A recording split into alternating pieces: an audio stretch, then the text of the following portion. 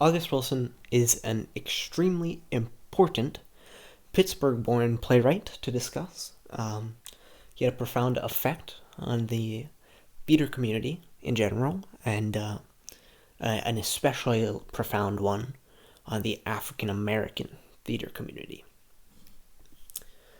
Like I said, he's a Pittsburgh playwright. He was born here in the Hill District. You can see he was born Frederick August Kittle Jr. on April 27th, 1945. He grew up primarily in the Hill District, but as he was growing up in the 50s, his mother moved him to Hazelwood. And I say his mother moved him because he was born to a German American, a white father, and an African American mother, and his father was largely absent for his childhood, and this greatly affected how Wilson grew up, having this strong maternal figure, but a maternal figure who was alone. She didn't have a man to lean on, like the father, and it definitely affected him, and you can see that in many of his plays. He eventually moved to Hazelwood, which is a whiter neighborhood here in Pittsburgh. This sort of introduced him to some discrimination. He was one of only 14 African Americans at Central Catholic High School when he was attending there. He later dropped out.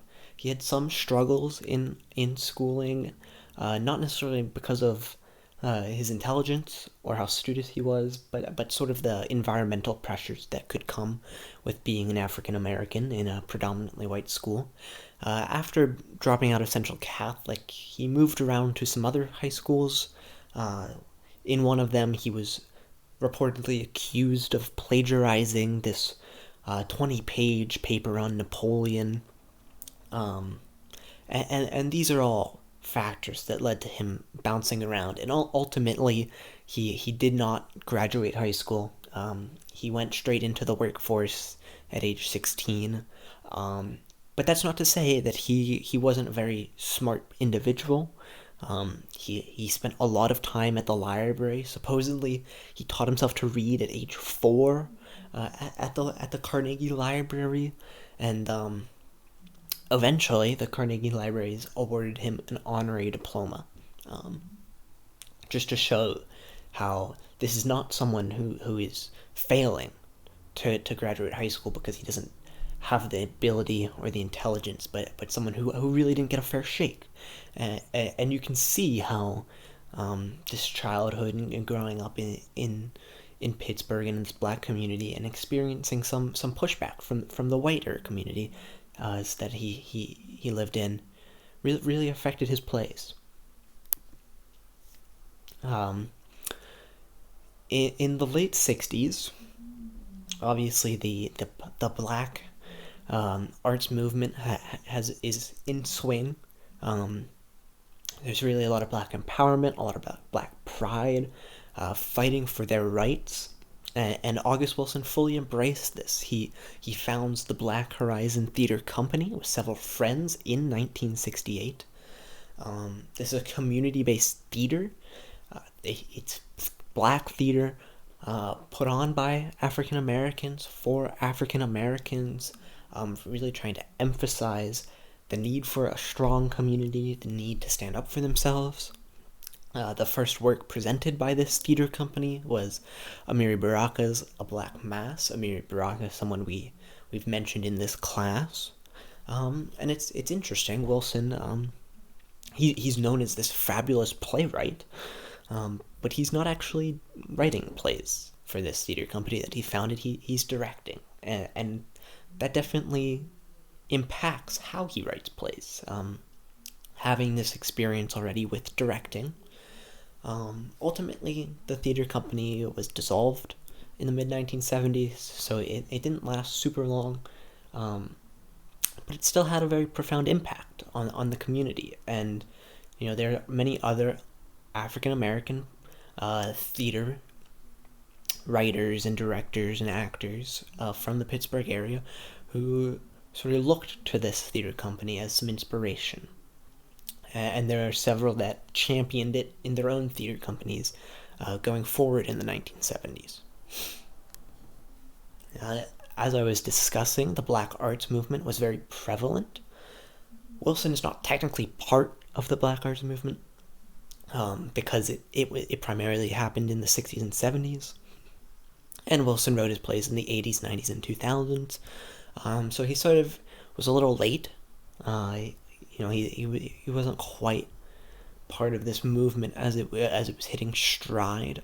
But if you look at a lot of his works, it really embraces the themes and the ideas that were prevalent from this movement, and it really runs with them, and it tries to inspire the Black community to continue engaging with Black pride and understanding what it means to be a community and fighting for your rights and sort of approaching the discriminations and the inequities of life. It was very accessible to the Black community.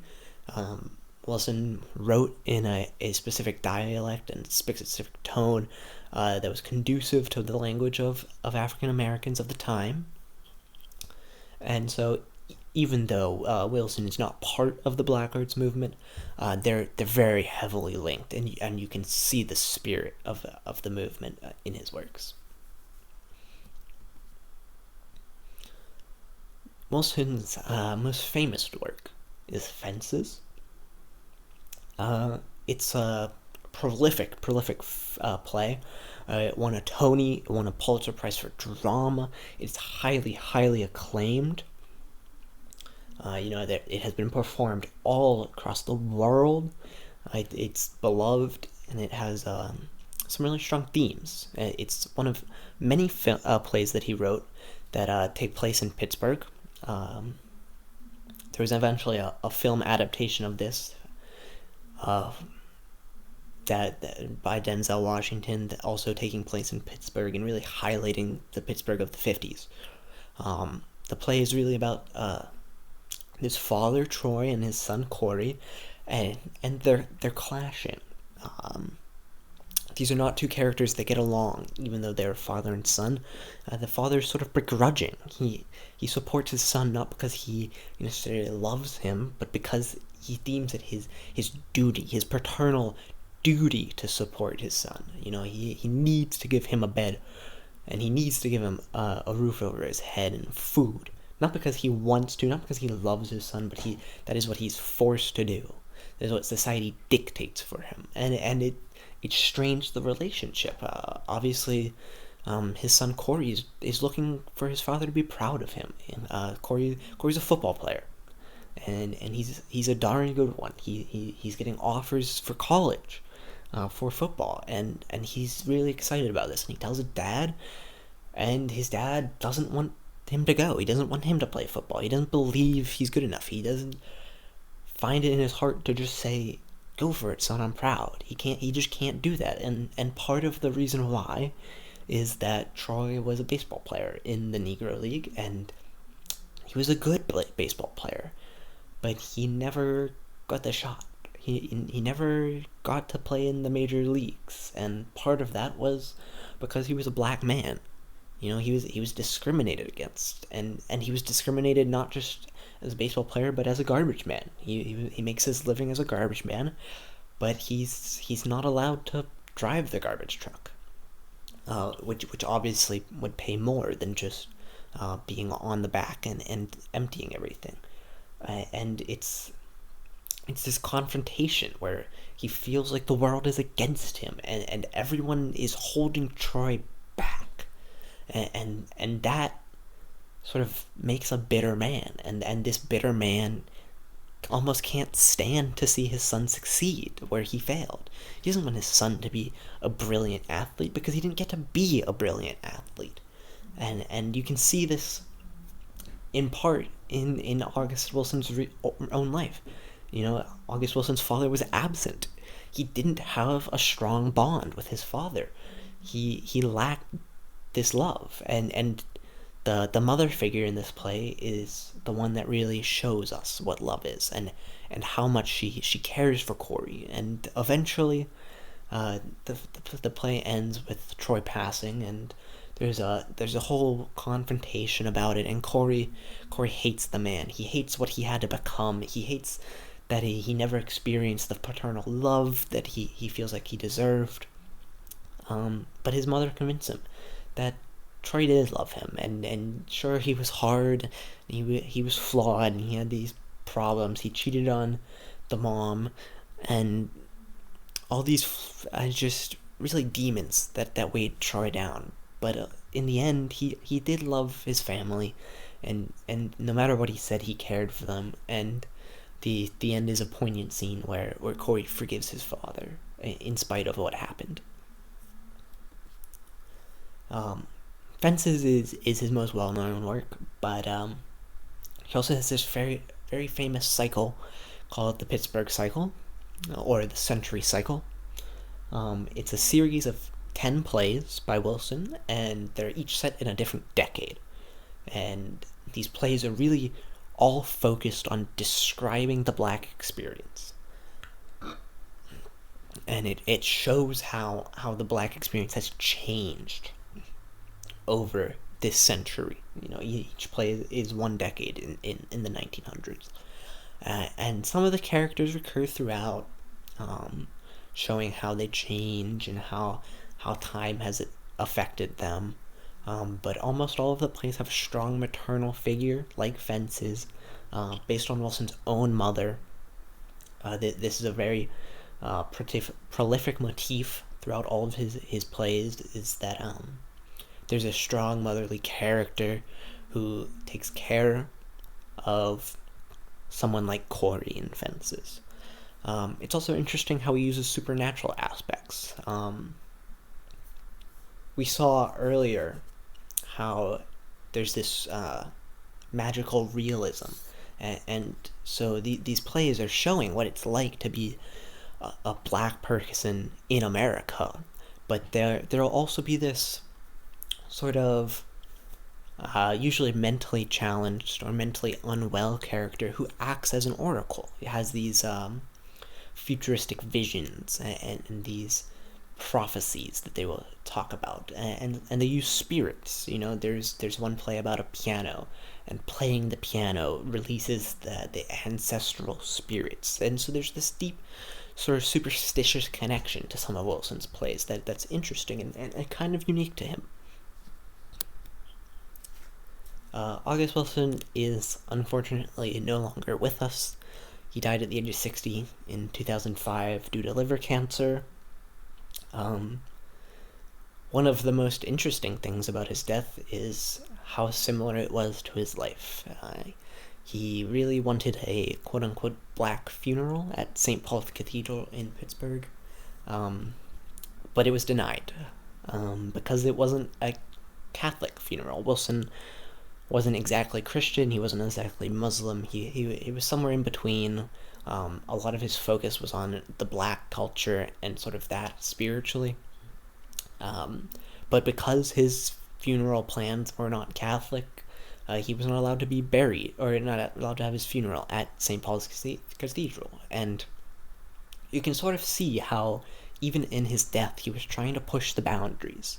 He was really trying to get this black acceptance and break down this barrier in the Catholic Church, to really shine a light on the African American community. And it's a shame that they didn't allow this black funeral to occur, but he was later given a funeral by the University of Pittsburgh that was within his wishes. One really important part posthumously is the films that have been inspired by Wilson's plays. There have been two of them. Denzel Washington was extremely inspired by Wilson. He believes Wilson's works were monumental. They have profound impact on the black community, and he really wants to share these with a wide audience, not just the black community, but everyone, to show and to glorify this brilliant playwright. Another really important honor that was given to August Wilson after his death, the Virginia Theater on Broadway was renamed to the August Wilson Theater in his honor, and it's actually the first Broadway theater to be named after an African American.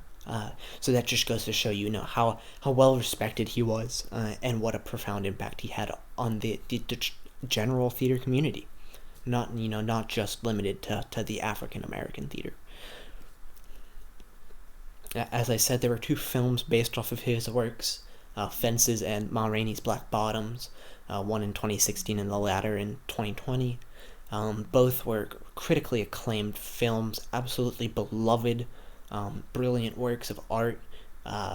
Chadwick Boseman also recently passed away, and Ma Rainey's Black Bottom was actually his last film that he worked on, and he received a Golden Globe for his performance in this. And these are wonderful movies.